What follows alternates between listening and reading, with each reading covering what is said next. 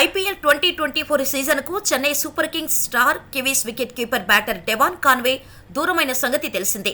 చేతివేలి గాయ కారణంగా ఈ ఏడాది సీజన్ మొత్తానికి కాన్వే దూరమయ్యాడు. ఈ క్రమంలో అతడి స్థానాన్ని భర్తీ చేసే పనిలో సీఎస్కే పడింది. శ్రీలంక కెప్టెన్ కుసాల్ మెండిస్తో కాన్వే స్థానాన్ని సీఎస్కే భర్తీ చేయనున్నట్టు వార్తలు వినిపిస్తున్నాయి.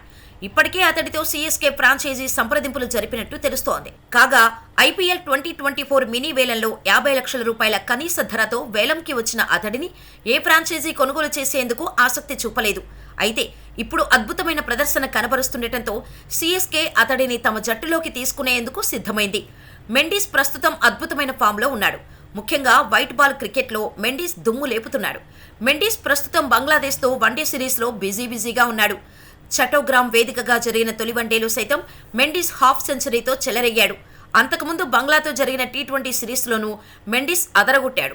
అదేవిధంగా మెండిస్ వికెట్ కీపర్ బ్యాటర్ అయినందున తమ జట్టులోకి తీసుకోవాలని సీఎస్కే ఫిక్స్ అయినట్టు పలు రిపోర్టులు పేర్కొంటున్నాయి.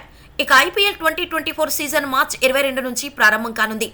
చెపాక్ వేదికగా జరగనున్న తొలి మ్యాచ్లో Chennai Super Kings, royal Challengers Bengaluru జట్టు తలపడనున్నాయి.